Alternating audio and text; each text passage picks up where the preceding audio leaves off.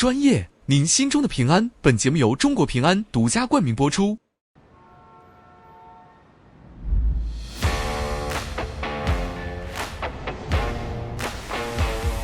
最后一天上班了，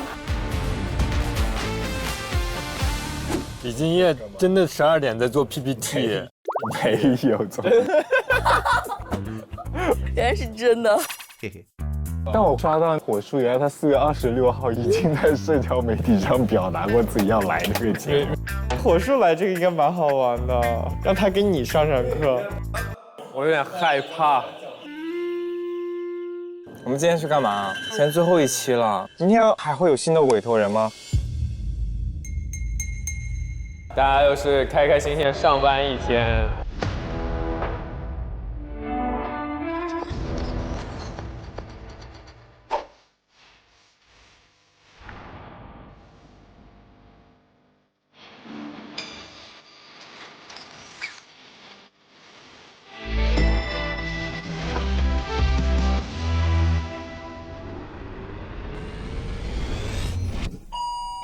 上班喽，元气满满。哇！哎！哇！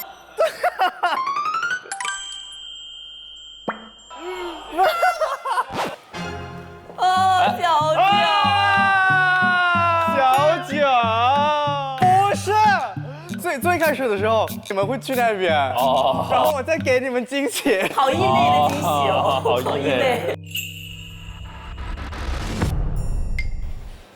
天哪！天哪！还有钢琴，哦，是真的。哇塞！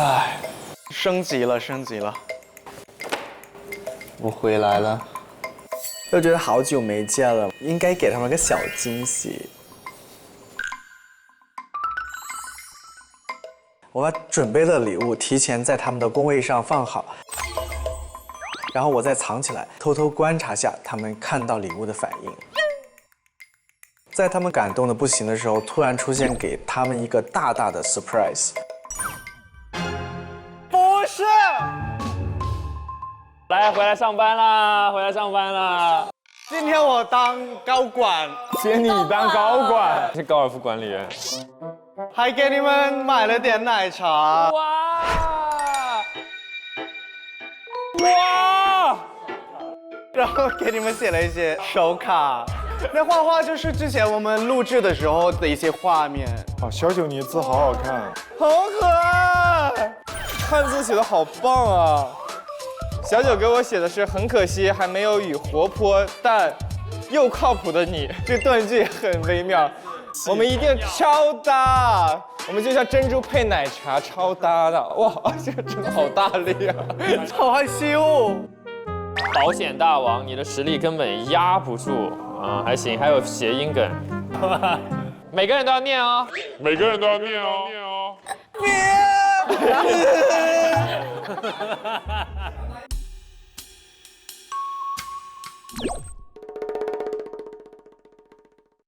为什么？哇，为什么有人害羞会举椅子？好重的东西啊！喝茶搭子，谢谢你，无论什么时刻你都在。有点可爱。我的第一位队友是你用温柔教我成长，完美，完美，没有了。久别重逢，我觉得很暖心，而且尤其是那个画，其实还是我们第一次并肩作战的场景。哥，你好的我压抑，好的我焦虑，以后没有你怎么办？我觉得小九真的非常用心。我真的出汗了，好了吗？你再换个道具，先换个道具。换个道具。看这高冷，其实温暖又耐心的金融字典，你是我永远的大哥。见到他的时候很惊喜，一如既往的真诚和温暖。哇，这个好重。回家了，回家了。欢迎小九回家回来啦，九哥！为什么出了这么多汗？红温了都。你们太温暖了。真的吗？很温暖。坐吧，坐吧。之前这里是专家的位置。你今天就是金融专家，欢迎，欢迎高老师。今天我来评估一下各位的今年的成绩。来，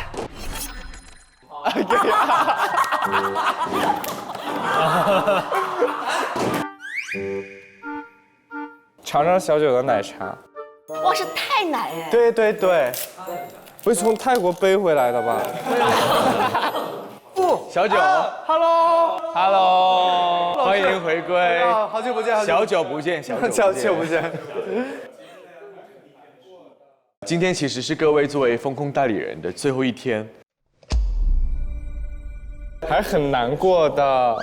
大家入职的第一天的时候，我们就一起强调过了，希望大家可以用自己的专业跟沟通能力，去为我们身边的人传递风险防控的意识，理解金融不是冰冷的数字，而是充满了人文的关怀，让一个人和一个家庭在面对风险的时候，可以心里有底，心有所安。最后一期的主题呢，让所有人心有所安。最后一次的委托任务，我们将带观众一起分析新委托人的风险。那接下来，我们通过2个标签来揭开我们今天2位新委托人，他们到底是谁2位新委托人，他们的专业度不输给在座的代理人，他们都有很强的金融相关的知识，同时是最懂在场的各位代理人的人。那让他们自己弄好了，我赞对吧？不输我们的话，文文姐吧。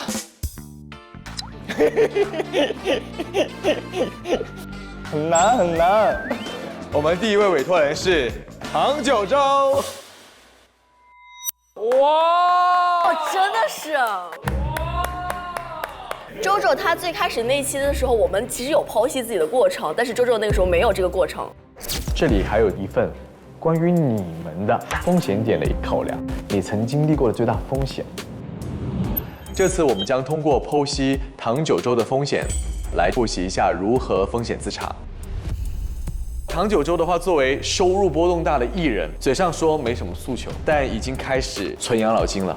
我现在已经开始存养老金了，因为我其实花钱也是一个可能花的特别多，家里的很多事儿我都大包大揽，有的时候自己可能没那么强的能力，但是却做了超出自己能力范围的事儿。上完了这个节目之后，我就会更关注自己作为家里的经济支柱，首先应该对自己做这种充足的保障。而且又想创业，然后干一个文具品牌。它最核心的命题是如何提前规划养老和创业资金，避免未来财务失控。当然，我们第1集的时候也错失了一个机会，给敬业做一次深度的 KYC。哦，你也没有啊？敬业它属于是稳定收入的律师赛道，转型成了不确定性很高的艺人加创业的赛道。所以你现在还在进行律师的工作吗？去年辞了。有一些当下可能比较困扰我的事情，我会有自己的需求，然后也期待我的小伙伴们能够专业高效的去帮我解决。它的核心命题是如何守住过去积累的财富，同时又在新赛道里面创造一条稳定的现金流。敬业跟周周都是比较年轻的代表，那通过解决他们俩的委托，其实也更容易形成被我们大家复制的风险自查案例。今天不会有任何胜负的考核啊，你还想点评点评是吧？老师你说走了，还消极怠工了。你们知道要谁给你们做 KYC 吗？分组？哦，不知道啊。你希望谁给你做 KYC？ 隋文文老师。我觉得只有您和文文老师能配得上我。OK。那我们今天的分组其实也是提前分好了。今天呢给周周 KYC 的，是跟周周已经认识7年的老朋友了啊。文涛，哎呀，长久操劳。我认识你都7年了。是啊。那另外的话，敬业这边就会由我们的小梦跟我们的 AK 一起来做 KYC。为什么会有 AK 来呢？因为你们还是当时高中的校友。确实啊。雨桐的话是今夜刚来到这节目的时候的第1集的同桌。有这个回事吗？时代也是。我们的新人已经入了职场了，你们再交流一下。同桌，这是什么同桌？这是什么关系？我们仨都是同桌呀。我们是对桌。对桌。那小九跟九州的关系是？所以我的身份就来了。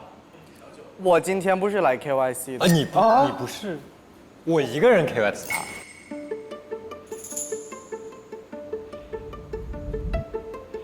我是来当委托人的。他是委托人的小姨。你们依然叫我小姨就好了。小姨，小姨的孩子。今天小九就扮演的是全联老师的角色，叫做委托经纪人。委托经纪人。哇，你好爽！好牛啊！要这个。那你要扮演小姨哦，你要模仿她哦。我一会儿戴上眼镜。很久没来，今天为大家打辅助。那我们今天有一个特点了，我们在沟通过程当中只做一件事情，叫风险识别。因为我们的建议会在午餐的时候给他们提供建议。OK。所以我们待会沟通的时候，尽量的是通过采访、聆听、冒犯。你能不能一视同仁？对别的客户，他要打分，他要点评，那我只有要打分啊你没这个资格。我准备了揪币。揪币也是大揪的揪，也是小九的九啊。这个我们会给我们满意的这个代理人贴上揪币。哦。熟悉很多时候是个陷阱。记得我在第2集的时候跟大家说过了，其实我们一定要做缘故陌生化，希望大家可以站在客观的角度来给你们的委托人做这个 KYC。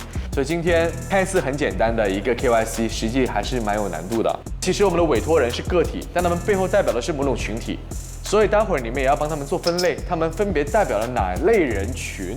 看看像这类的人群的话，可以用什么样的工具和方法做风险自查。我给你过去每一期他们怎么刁难的一些。我只需要为我自己当下的感受服务。我不需要你给我讲太多既往案例，我要你当下的表现。我们要刁难他，小九，做最严厉的委托人。我会站在第一次见面的一个角度去帮他去做风险的这个梳理。知道了是他们俩，那其实首先很熟，然后提问和 KYC 的过程当中，我觉得其实可以稍微的大胆一些。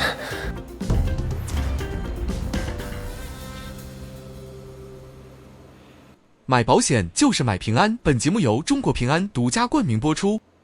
上芒果 TV 搜芒果卡俱乐部，解锁签名照、入场券等超级权益。芒果 TV 首页下拉，玩综艺同款小游戏。我们走，我们回避一下。我们去30层商量一下对策，小九。走。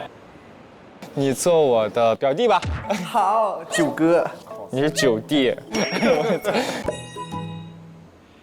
昨天我们那个老师林老师跟我们讲，就作为你这个位置就会比较好一点，如果你是委托人的话，因为这个面不会直冲阳光啊，你就不会觉得很刺眼，对，会舒服很多。小九，到时候你质疑他，交给你了。没问题了，我们要听干货，我们今天就听干货。一个就是我的雷点，就是比如说我问你 A 给我达到 B 去了，我的风险承受能力在这里，你在这个基础上给我配一个收益率最高的方案，可执行、可落地的方案，不想听废话，我不想听他直接给我东西。我是很注重细节的，比如保险的保单，有些条款我问了他才会说，我就很不喜欢。就他如果有一个特别 J 的方案，我就会特别开心。涛哥应该能干的。如果涛哥没做到，证明他这10几期白来。冒犯。 7年的关系就这么说。那我们上去的时候就装作不认识他们，好不好？好，我们就尽情的刁难他们，也不是刁难他们嘛，就是装作第一次见。来吧，他们应该来带我们吧？打电话让他们下来，我们叫他刘代理，我们尊重他。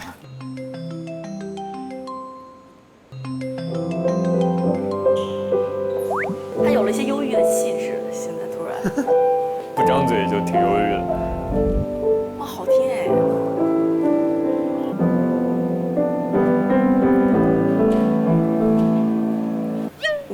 真的是有才华的。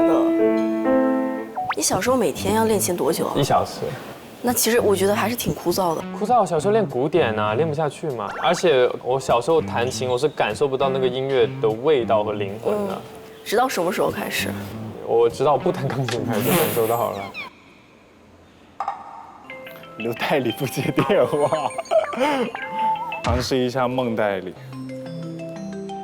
哇，这就是音乐人吗？真的厉害！创作型歌手。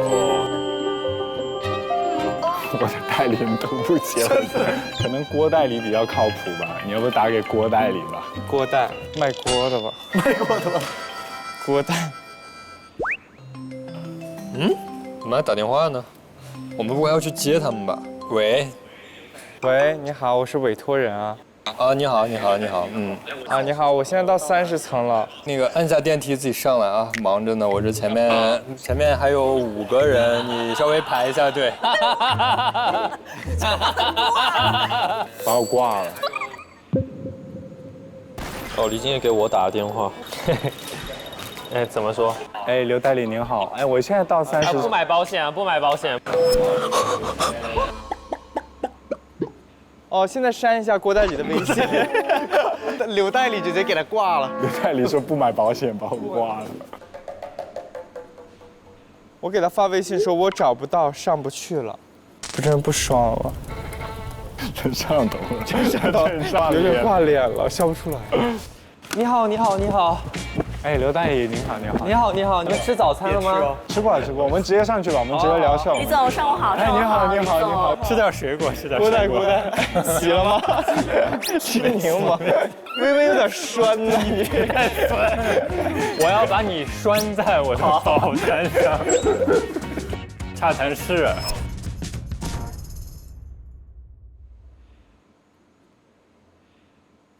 好，我们在2号，请吧。我在这边啊，我坐哪边？请坐。啊，坐这边哈。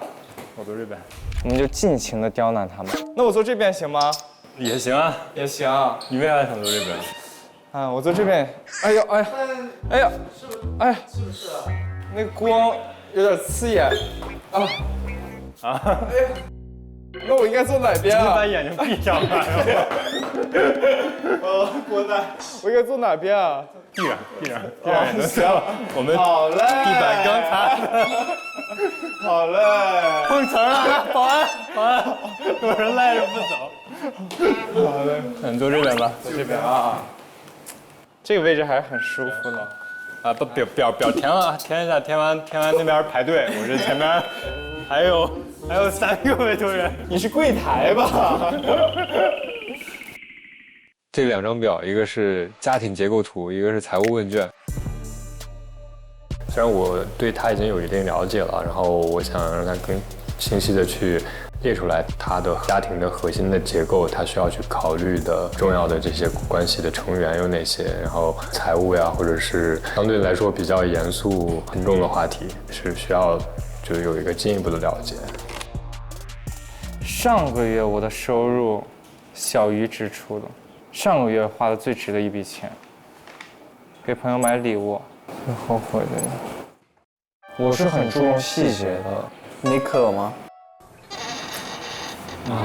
是，喝，点我呢啊！你喝啥？我就弄。矿泉水吧。矿泉水。OK， 你要啥？你把工位上那个咖啡拿来也行。咖啡。好利索，我以为他会跟你先聊点什么呢。没有矿泉水，就是这个。可以的，谢谢。苏打水。谢谢。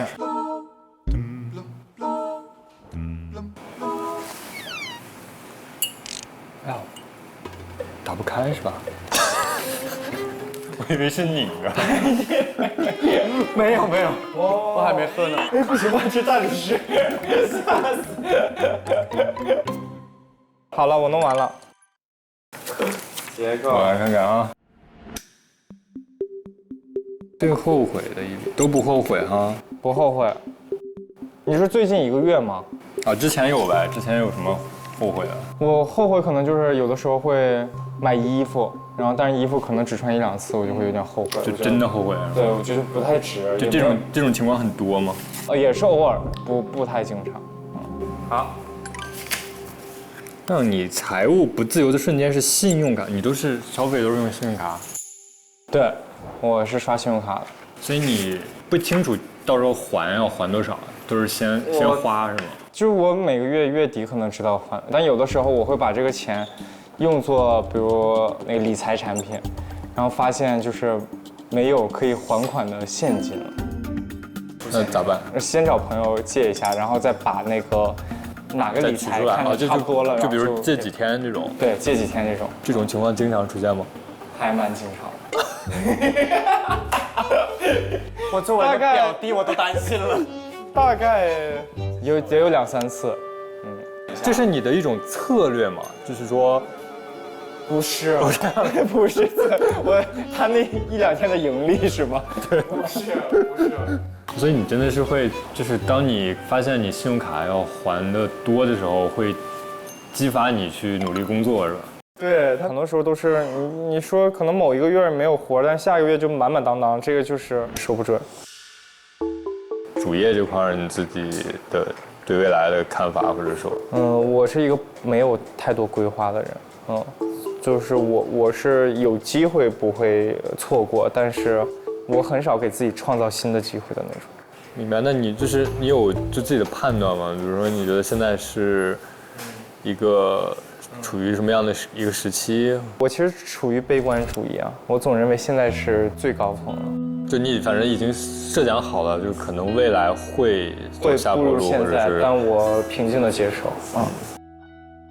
但你会就是，比如说，当你如果收入下降的时候，你也会调整自己的开销，或者说，是的，就是没钱也可以没钱的活。就是比如我现在租一个我认为挺宽敞、很舒适的房子，如果没钱了，我可能就搬远一点，然后实在不行，我就想，那我回老家。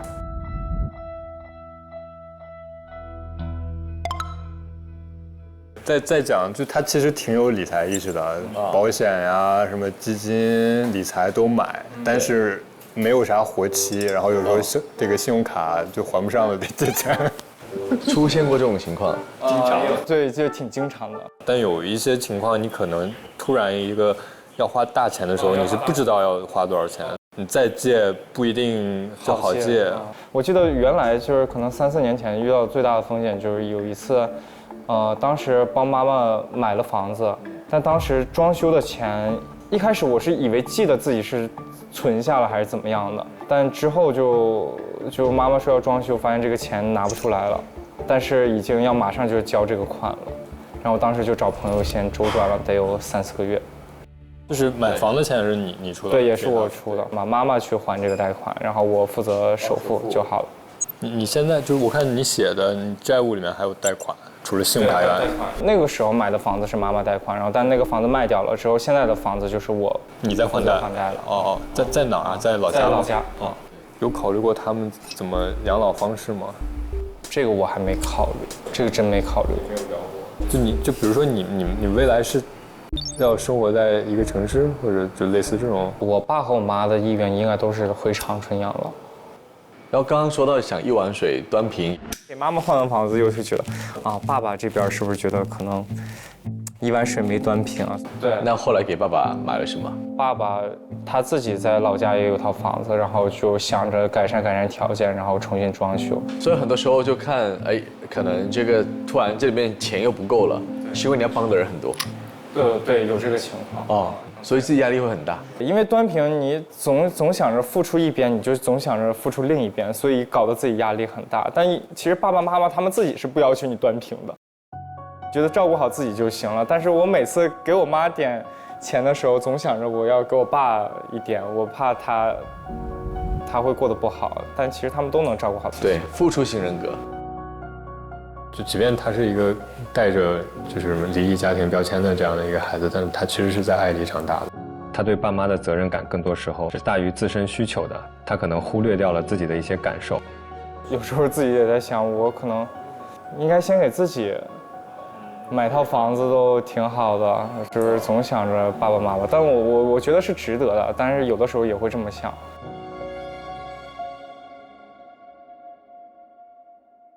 刚刚有问到家庭结构，对不对？对，在这儿就是比较简单。也就是妈妈现在恋爱关系中的那位叔叔，也有原本的有2个儿子。对。然后妈妈现在感情状况也很稳定，妈妈是不打算结婚的。然后爸爸这边是有一个阿姨是已经结婚的，这个阿姨是外籍。他两边跑吗？就是还是他不确定，就是两边跑啊。那爸爸那一边的话，现在有重组之后，他们不打算要孩子，对，所以那个阿姨是需要我去养老的。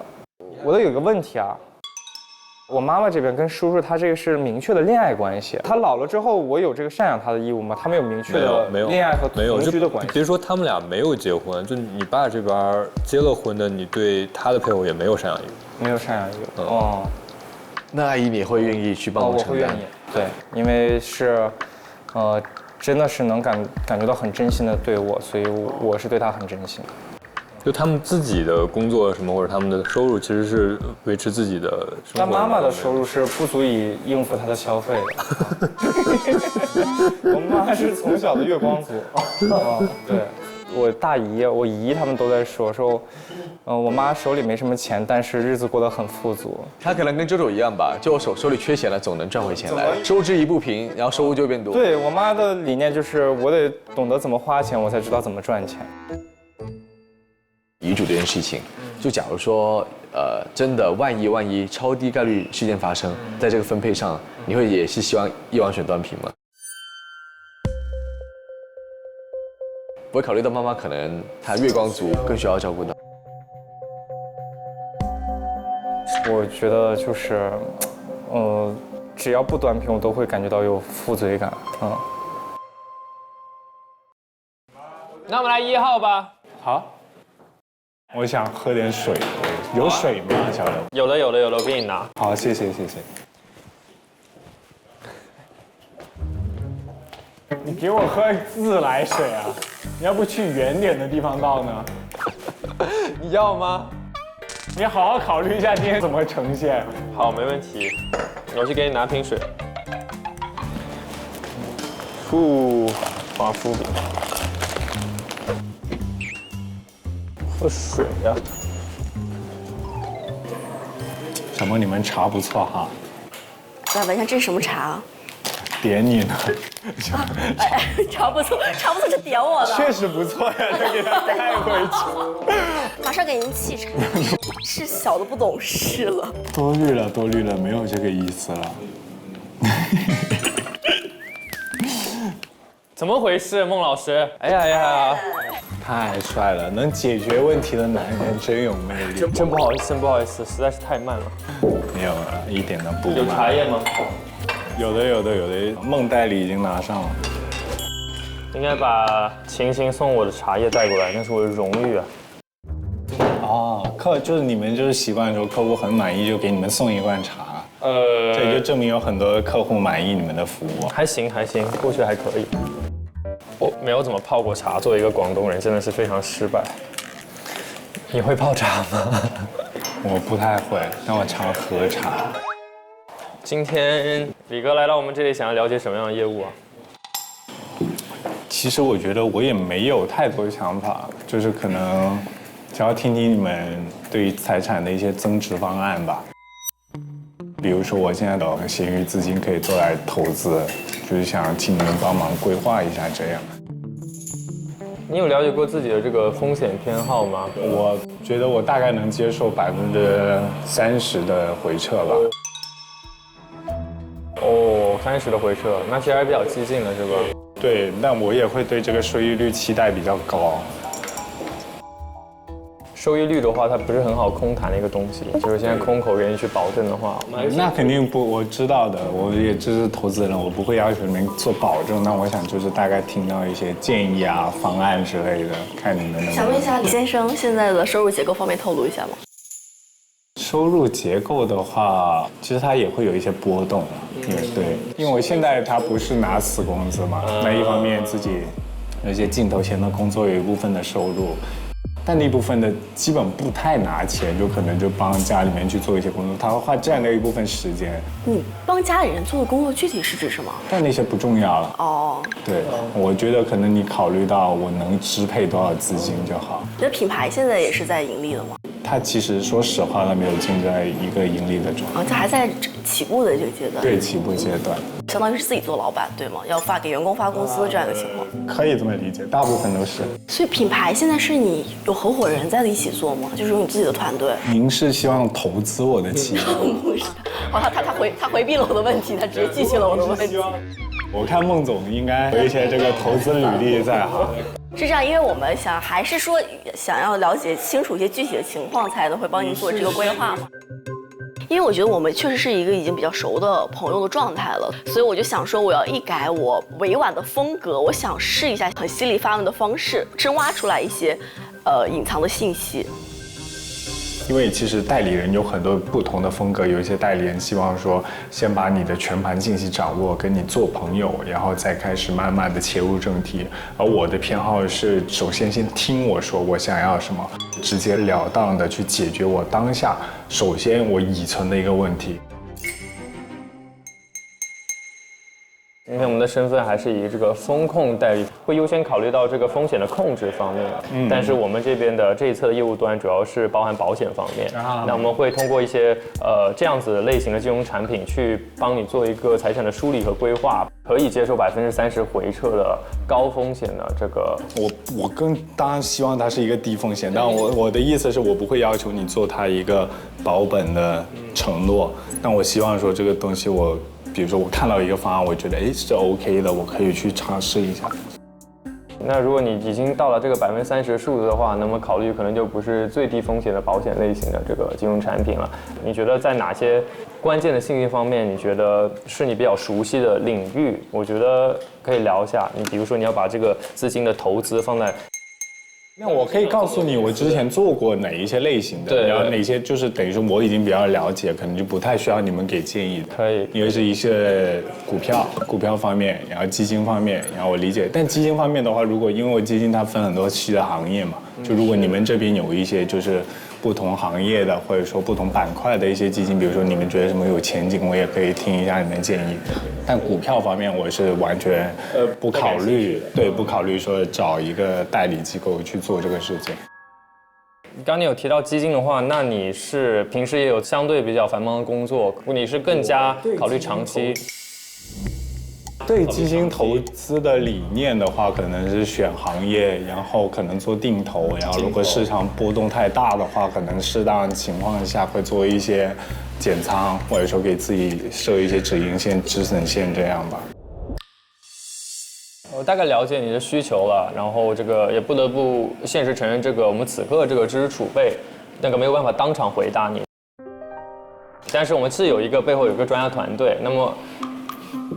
跟我也整这套？不是啊，这是实话嘛。你要现在我跟你讲怎么炒股吗？你跟我商量这个事情，我也没有办法给你这个建议，因为我们自己没有这个炒股经历。也问到我一个就还给不出他精细的结论的一个问题的时候，我意识到一件很重要的事情，就是基金这个事情，你要知道你看好哪些行业，你要就是怎么去选择你的这个财务分配，它其实真的没有办法通过一个金融顾问可以帮你去做好一个你的基金构建的套餐的，因为每个基金都有自己的基金经理，承认自己这个信息不足这件事情上面，反而会看到你的专业，而不是说你强行的去回答。那金爷是了解我，他也知道我既然说出这句话，就会把这个信息整理好，帮他解决，然后我需要一些时间。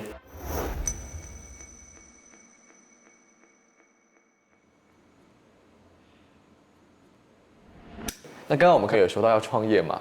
现在在做这个停摆了啊，因为当时有过这个念头，我要搞副业。你们有搞副业的经验吗？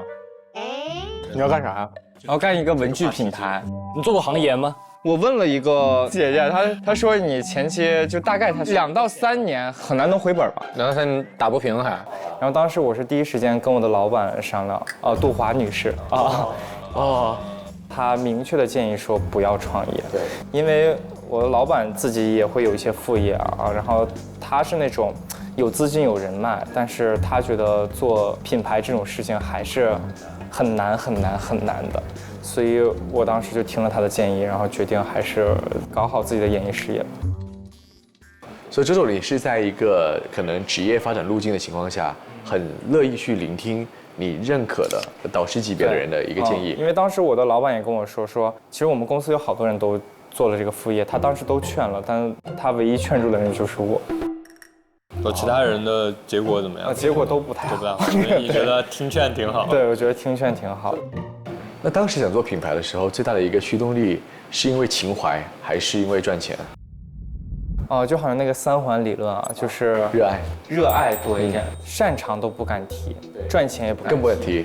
因为我喜欢文具、文创因为我去每一个旅游景点，我都会买这种文创的纪念品。但是真的要我自己去做的话，我觉得还是我会考虑的很多。那文涛，你们再交流一下，再聊一会儿。谢谢林老师。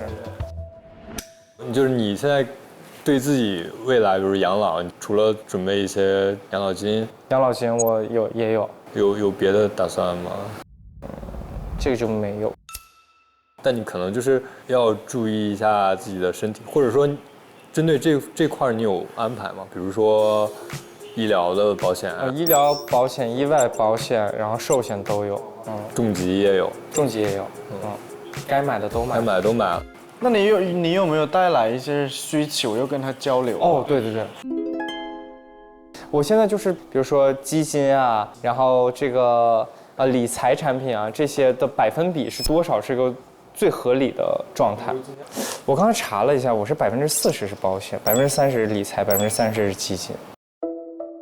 这个理财我就把它理解为是风险极低的可能2.1的左右的。就是这个可能都不一定比你保险的那个收益高，对不对？就是按照长远来讲。长远来讲肯定没有。你现在是没有活钱了吗？就0%的活钱。周周是基本上是没有活钱的，虽然他是用信用卡，但是我觉得如果你手上没有那一笔钱，在你很多应急的情况下，它是没有办法及时的解决掉的。这部分其实可以把这2部分给语音部分在这儿，你这个活钱，这活钱太少，还是需要一些。我现在就觉得活钱不需要，就是有这种。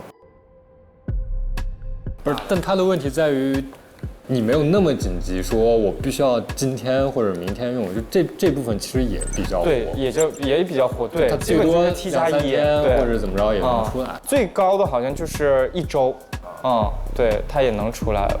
明白。但我觉得，就算这个能过几天取，但这个是不是也很重要啊？其实挺重要的，就是他只是没碰到那种他借不到钱，或者是突然一个大的。因为我觉得我们在座的都会借我钱。表哥，我不会借。因为我有几个好朋友嘛，就是我都不会找家里人借钱，我基本1-2个人基本就能把我信用卡还上了。你有几次会找朋友借还是找家人借？没有要借的情况。你已经把你所有钱的40%放在保险里了。对。比如说你的保险你可能是分3年期交，你是把要交的所有的保费都已经没有是已经交的，已经占到40%，对，未来还要再交。对。那确实挺高的，我觉得。有点高，是不是？有点，就是因为我控制一下。就是你可以，比如说你现在交的多了，你未来你控制那个比例把它放。因为我理财观念是，我的客户经理推我什么，我基本就买什么了。但你往好了想，就是如果你在早期你锁定一个高收益，那你可能你的收入持续增长的时候，这个比例是越来越低的。你只要后续不要去增加新的，就把那个比例控好，对，它其实还是 OK 的。如果一直在挣钱的话，这个就比例会越来越低。对而且就说白了，这部分它可能连通胀它都跑不赢。就你的保险可能能够打平通胀都不一定，差不多只能说，就是你的目的如果是为了跑赢通胀而且增值的话，你肯定就是这部分要靠这部分，甚至更进取一些的东西。就比如今天我觉得你那个其实就信息就挺好的呀，你如果是R4。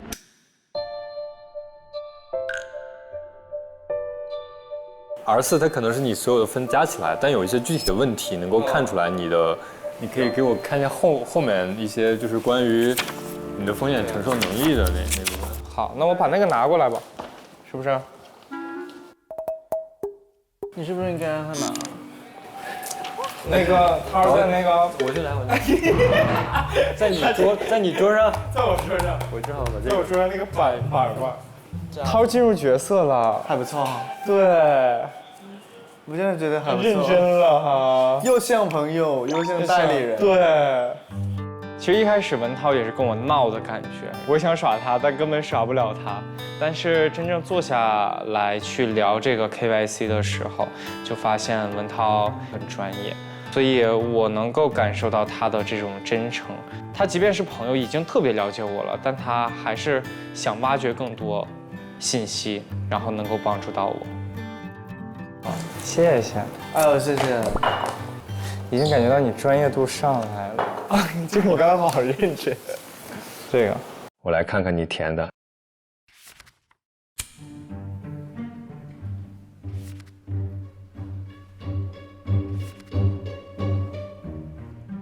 亏损20%，你会长期持有？我不太会什么加仓、那个减仓那种操作。哦，就你只是不知道怎么操作，但你想，比如说，它可能长期以来它的平均价值在10块钱，那它突然跌到8块钱的时候，你那时候应该加仓嘛？就这时候要买。就是如果你是一个风格比较这个进取的，那你可能会觉得这个时候加仓我的机会更大。但是我是这种心态啊，就是这个亏了的时候，我就会觉得，啊，那这个东西亏了，那我就承担这个亏了，我就别再搞了。所以我就不太玩股票了，就是小的时候玩过一次，然后亏得蛮重的，就是大概有亏损40%左右。就我看完啊，虽然你最后给自己评分是 C4啊，但比如有2个问题。首先，有些人看别人投资1年赚15%，就是你没赚钱，你是比较理性的，就说明你没有那么贪，你也不会。对，我不贪你也不会就是觉得自己没赚到这个钱。对，我不后悔，我是觉得人家比较幸运和就该着东北话讲。但另外一点就是，你虽然可能赔了钱，你只是接受这个结果。对，然后我也不会闹心，因为你可接受的最大年度亏损，你写的5%以内。其实如果5%以内，我觉得它不在 C4的这个承受的能力。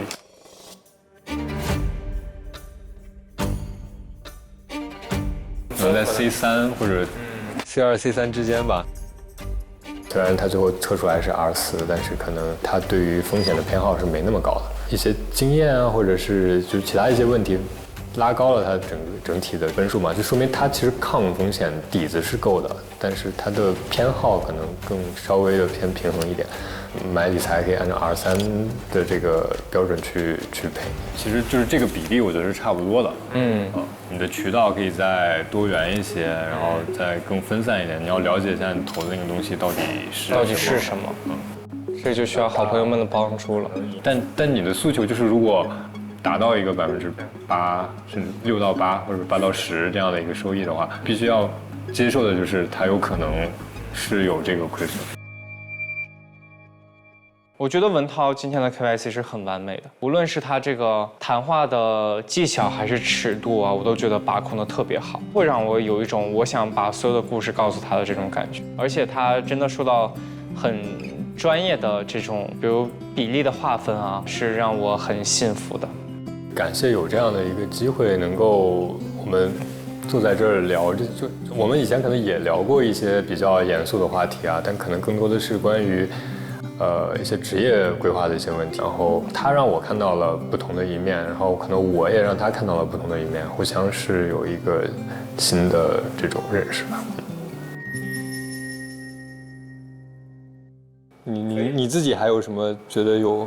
我觉得聊得很清楚了。可以，那就这样，回去准备一下，一会儿再给你梳理一下。好。我是这么想，就是从一个这个朋友的角度，在跟你的交流过程中，我是第2期咱们认识之后，我马上就把保险配齐了的，但到今天为止，你还没有去做这个医保具体配置，也没有去做体检嘛，对不对？尤其是这个体检，其实你跟我说过蛮久了。其实这个东西我自己回去我也想过，因为我觉得我是一个绝对理性的人，就如果我把这个决定做，我很快。像我之前觉得可能说，如果我选择购买这个产品之后，它会不会给到我一个杠杆比较高，或者说能够起码覆盖掉我去年那个费用。因为其实网上的话，它给我更多是服务了嘛。那我算一下，它可能的成本在300到500之间啊。那我也会可能算一下，说我1年是不是会升到那么20次病作用。升不到，绝大概率升不到。因为我知道你是个蛮注重细节的人，然后做事情也挺抠完美的。我以前有这种做 PPT 的这种审美洁癖，老觉得这个东西还不够好，你就想一直去改，一直去给它完善，但这种事情它就是一个无底洞。你已经很棒了。其实有的时候呢，身体有时候会有一点点这么担心吧。你现在身体怎么样？就是现在身体怎么样？就你现在不会觉得我是一个有问题的，但有时候做运动的时候，那个膝盖就会有一点点不适感。他其实也不用做任何被动治疗，就不需要给你打针，不需要干嘛的，但他就是说你得找个康复机构。那你的腰这是怎么伤的呀？腰老毛病了，就以前工作的时候实习的时候坐在一张不太适合的这个地方，然后拿个小笔记本那个用，然后当时确实没想到，当时才大4，它发起来的话真的巨难受，就床都下不了。你上一次体检什么时候？上一次体检我离职前最后一次，4年了。3年多了。我觉得这个体检是可以排上日程的，过段时间去上海可以一起做。我会跟小精灵约好。你跟他约好啊，你不如跟我约好，我去监督你。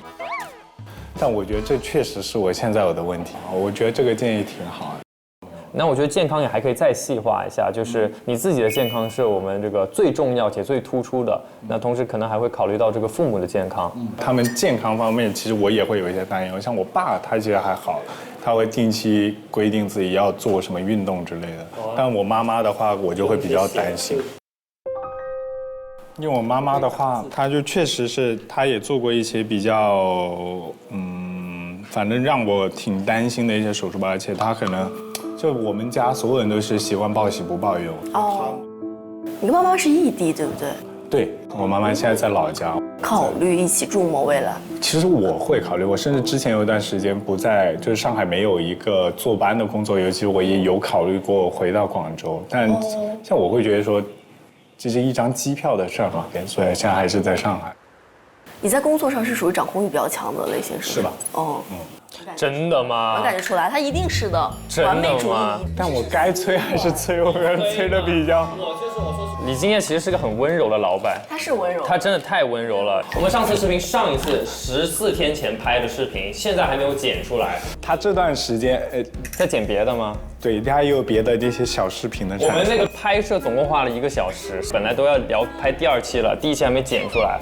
适当高效一点，没错的，确实没错，我回去改进一下。现在时间快到了，你们还有补充的吗？来，我说一下我的笔记好不好啊？就是我比较擅作主张的做了笔记哈。那我会觉得就是你母亲的健康和你个人健康，我会把它放在这个核心风险这里。母亲的健康，且不用你去太过担心，只是你可以跟他们沟通交流，让他就是跟你去更新一下。至于你的话，我会觉得这个康复的训练是可以去做起的，因为他这个越拖真的是越来越严重。我会比较有这个说服力，是因为我之前也有过这个半边完全不能移动的这个情况，可以尽早去干预。是。除此之外，就是你的体检的话，就是尽量还是提上日程，这个就是真的要 push 一下你，我觉得可以做的一件事情。还有这个本来是作为一个玩笑去提的，就是你有没有考虑过未来可能会有配偶的情况？对，因为这个我妈也天天在催，但这个事情我是觉得说，就是如果加个人的话，可能我很多事情就没有，对，就要顾虑会一下子多很多，而且可能自己还没有准备好到那个状态里。没关系，我个人认为还没有到开始焦虑的这个时间了。你哪一天就真的遇到一个伴侣，再开始思考后面都行，遇到都还没遇到嘛。日常风险的话，从我这个性格的人看你这个性格的朋友角度，会觉得你可能需要一个经纪人，你身边得有一个坏人，就是得帮你去这个就中间隔一层，因为你可能不太擅长，就是给下面的人很大压力，就是他做错事情去凶他，你可能不太做得到。也还好了，整体上我还是比较喜欢我的团队的，还好。就是相当于不用浪费他额外的情绪劳动，你可以就是比较的随心所欲的去表达。对，这个是我也跟他们说过。一个附加的这个服务啊，就是你这个音乐你可以找我，愿意就是跟你去交流。我找你听你的漂亮的音响。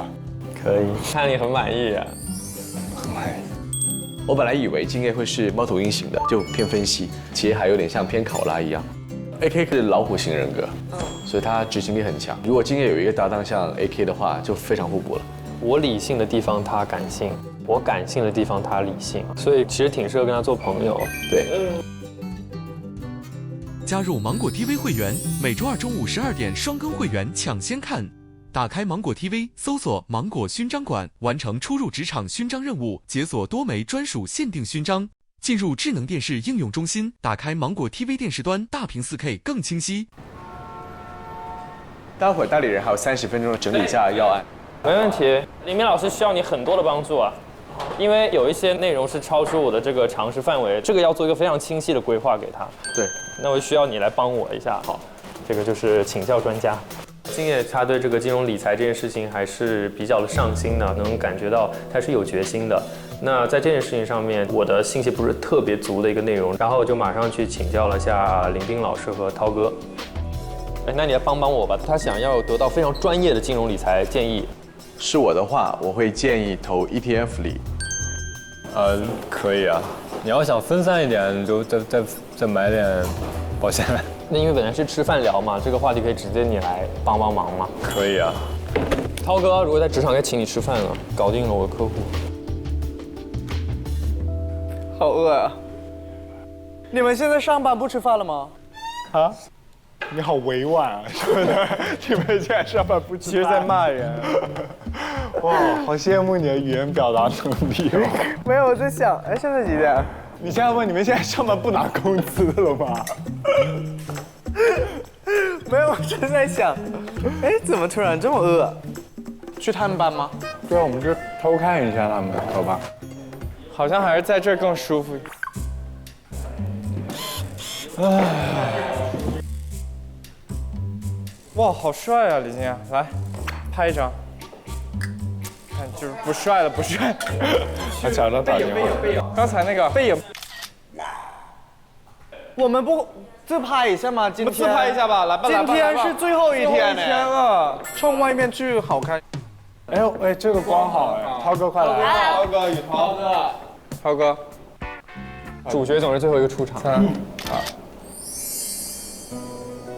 哇，涛哥连畸变都那么好看。畸变，但是偶不变。老师帮我们拍一张，我们再一起拍一张。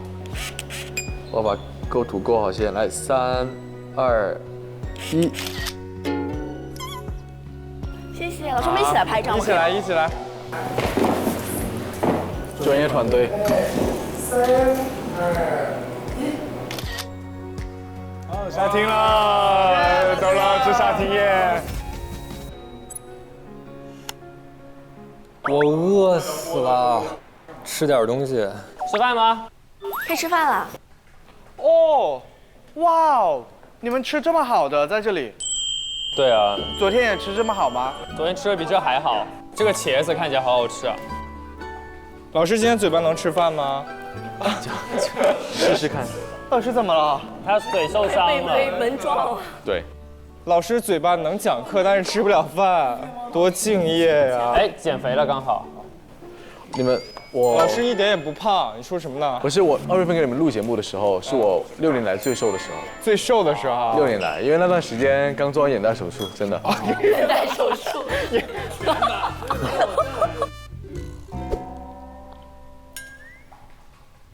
涛哥真的让我胸口有一股暖流哎！哦，我以为我喝汤他洒，结果是涛哥的温暖啊，流口水。对。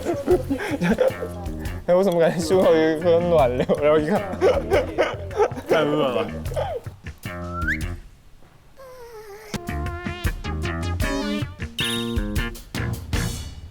那我们现在这个时候就应该是这一季里面最后的一次风险识别的报告了。哎呀，可以边吃边聊可以啊，可以边吃边聊。就我们除了给我们2位委托人做这个汇报的同时，我们还要带出来，哎，他们对应的是什么不同的人群？那我先来。对敬业的这个定位是青年文艺男。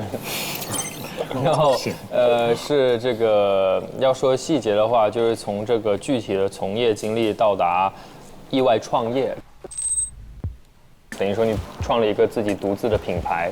然后在这个过程中呢，又有比较高的这个精神需求，这样子的一个人群，会稍微有点特别。除此之外的话，我把很多这个包括微小和日常的风险都放在了这个身体健康这一块，确实可以把这个康复训练这件事情做起来。有时候做运动的时候，那个膝盖就会有一点点不适感。那你的腰这是怎么上的呀？实习的时候坐在一张不太适合的这个地方，然后拿个小笔记本。我觉得这个就是在一些重要且不紧急的事件上，我可能在之后也会再 push 你一下，比如说下节目一个星期会问你有没有去做体检，你跟小精灵，然后看隋老师什么时候给我安排，看隋老师什么时候给你安排了。我给敬业具体的方案，无非就是把这个体检赶快做了，第二个是一定要把这个身体的这个康复这个重视起来，因为本身敬业也是在做我们代理人，也做了11期了嘛，那确实真的有风险的话早就规避掉了。但是这个体检它早就做计划要做，但是一拖再拖这件事情是不好的，所以这件事情我是一直在 push 它。然后就是刚刚你有聊到一个很重要的，这个最开始我们没有完全展开这个话题，聊到这个关于这个基金要怎么选这件事情上面，刚刚跟涛哥也是做一个沟通。那涛哥可以帮我补充，万一我说错了，就是可能比较适合你的还是指数基金。就是 ETF 这种类型的东西，那可能会愿意花60%到70%去做这个 ETF 的这个购入。那具体是哪几个板块，我等一下可以给你这个说一下有哪些，然后你自己去判断。就是 ETF 就是适合这种想要投一些权益类，然后能承受一定的波动，但又没研究过、不想研究的人。你有一个起始的一笔资金，你可以先一次性多投入一些嘛，然后后续可以再追加，就分笔，或者你懒得去管，你就设置好定投也可以，这个需要长时间的个人学习。那我是认为你可能更加倾向于就是你刚刚说设定好这个定投的方向，不要花太多的精力在这个事情上面，因为真正就是你去做投资，然后它的这个盈亏一直在波动的时候，它还是蛮影响心情的。如果你想要从事这个偏艺术类的创作，未来作为你的这个发展方向的话，不断去看自己的股市和基金可能是一个污染，我是这么认为的。很暖心。我觉得我首先需要的一个代理人，他需要做到说，首先先听我说我想要什么，而且能够直接给到一个比较直接的回复。那我觉得 AK 今天这点会做得比较好。好，那我简单补充一下吧。作为职业发展来说，敬业作为一个跨界转型是具有多元这样一个收入来源的。那目前也是在以老板的身份来管理团队。那可能我的建议就是可以减少一些不必要的情绪劳动，这样你就可以更好的保护自己的能量，去做你真正觉得重要的事情。因为作为老板，如果你要同时抓内容管理和商务的话，其实还是会有一些消耗的，所以可以去外包出去一些工作。然后第二个部分就是作为单身独居男性的一些健康安全的风险，比如说有一些突发疾病和意外受伤情况的时候，你肯定也了解，比如说意定监护、一些紧急的联络机制和响应人。然后最后就是法律风险，这个你也是最擅长的，在于你的遗嘱里面可以去设立一些你的遗产清单，包括你的数字资产，你投资一些收益可以进行提前的一个规划。好，结束。好，谢谢。针对他们刚刚他们俩的建议的话，敬业你这边有没有什么要提问他们的？我觉得大家给到的意见都还是蛮中肯的，然后也是可以落实到生活层面的。谢谢，谢谢李哥。李哥。啾这边他父母是有重组家庭的这个情况嘛，那他可能是代表了这一类人群。然后我给他也是按照家庭风险、个人风险和财务风险梳理了一下，但我觉得整体上我跟他聊完，我觉得其实就比我想象的风险的防范意识要高很多。他该配置该干嘛，我觉得该做的做了很多了。我在这个沟通的过程当中，我发现他其实是很想要对两边都很好，有一个想要端水的一个心态，所以就他本身是一个很有孝心，然后也很想去尽自己的一份心嘛。但这个对他来讲，这可能是一个需要去提前规划他们养老、提前去思考的一个问题啊。其实健康类的保险它其实配的已经很多了，但是你也不是那种定期体检的人。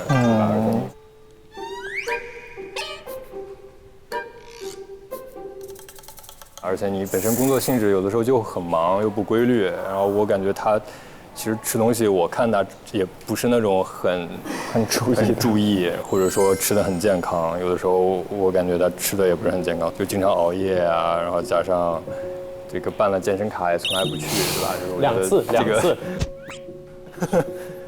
就是身体上面还是要多注意一些，因为毕竟自己也是家里的经济支柱啊，就是照顾好自己的身体，这个还是比较重要的。然后收入就不用说了嘛，就是咱们这个行业就是有这个特征，它极其的不稳定，然后它其实对自己的未来也不是说那么乐观的。但是我觉得就是很好的一点，就是起码你在艺人这个行业，你已经尽量的就是做到了就是比较多元的发展。就包括其实我觉得，九州相比我来讲，他在艺人这个道路，我觉得他的选择会更多一些，就是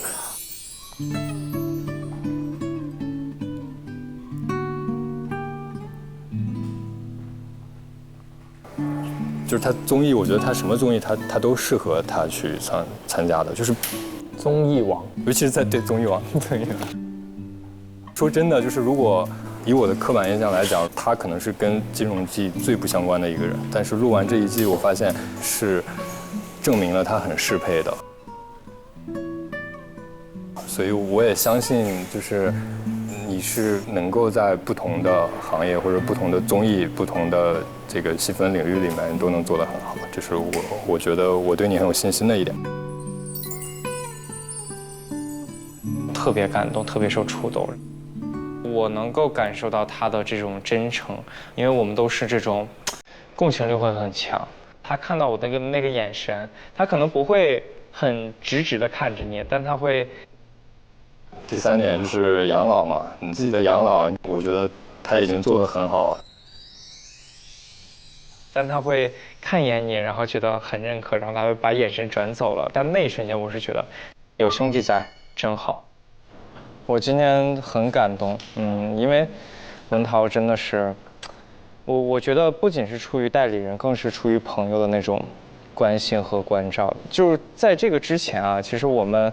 我和金叶还有文涛还有小何，我们会有个群，然后也会有什么金融知识都会分享一下，我觉得也特别好。我觉得那个时候我能感受到很温暖，所以我也就是换位思考之后，更能理解这个节目带来的意义了。就是金融真的不再是一个冰冷的符号，而是一个特别有温度的传达。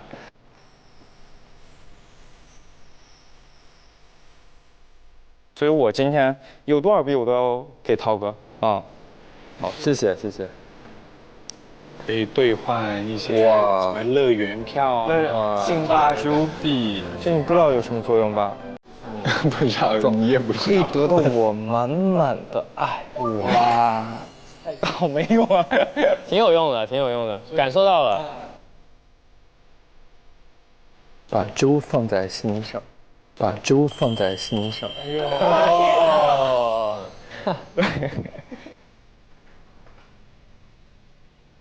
那下午呢，就是你们每个人展示个人总结和收获的时候了。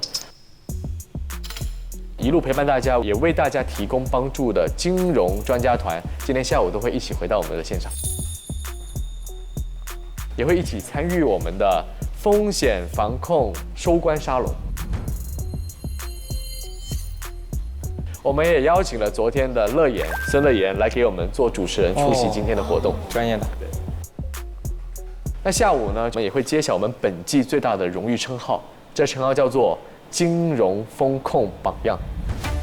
每一集不是都有一个 MVP 吗？但我们会有一季的金融风控榜样。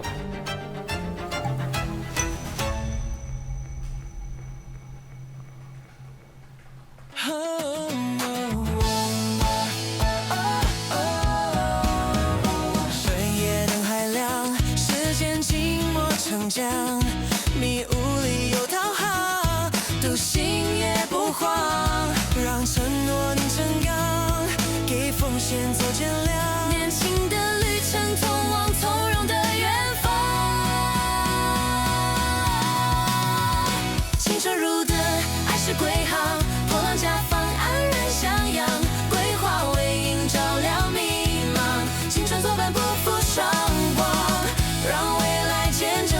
守护的力量。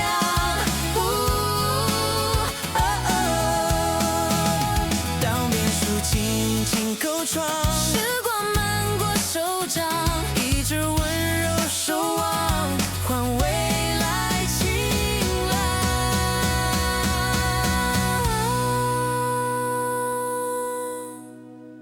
更多精彩内容尽在新浪娱乐微博综艺新浪综艺。上微博关注节目官微出入职场金融季，解锁更多独家互动和幕后花絮。上微博带话题出入职场金融季发博讨论，有机会获得节目嘉宾专属回应。独家中文百科合作平台，上百度搜索出入职场金融季，精彩内容尽在百度百科。